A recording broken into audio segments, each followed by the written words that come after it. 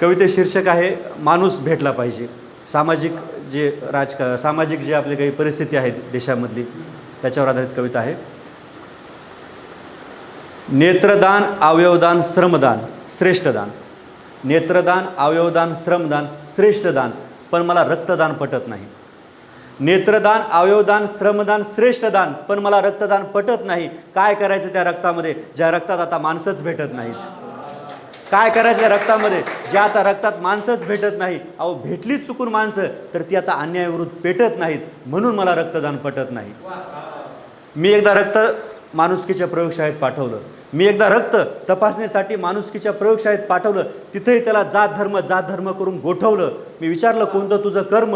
रक्त मला म्हणाला राजकारण, बलात्कार, गुंडागर्दी, जातीयवाद, प्रांतवाद हेच माझं कर्म आणि आता हाच माझा धर्म। वडील मुलगा प्रतिष्ठित समाजात, वडील मात्र वृद्धाश्रमात। मुलगा प्रतिष्ठित समाजात, आईबाप मात्र वृद्धाश्रमात। आईबापाचा डोळा पोराच्या काळजीविना मिटत नाही, इथं पोराची साधी वाचाही फुटत नाही। काय करायचं त्या रक्ताचं ज्या रक्तामध्ये आता नातीच भेटत नाही? खून, दरोडा, बलात्कार, राजकारण, जातीयवाद। खून, दरोडा, बलात्कार, राजकारण, जातीयवाद हेच आमच्या जगण्याचे आता रंग। खून, दरोडा, बलात्कार, राजकारण, जातीयवाद हेच आमच्या आता जगण्याचे रंग। आम्ही मात्र सेल्फी काढण्यात दंग।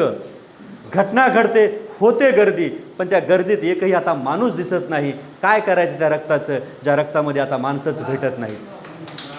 शेवट रक्तगट कोणताही असो, रक्तगट कोणताही असो त्यातून माणूस वाटला पाहिजे।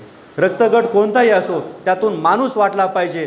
जात धर्म बाजूला ठेवून माणूस म्हणून माणसाला भेटला पाहिजे। जात धर्म बाजूला ठेवून माणूस म्हणून माणसाला भेटला पाहिजे। म्हणून मला रक्तदान पटत नाही, कारण त्या रक्तामध्ये आजकाल माणसंच भेटत नाहीत, आजकाल माणसंच भेटत नाहीत। धन्यवाद।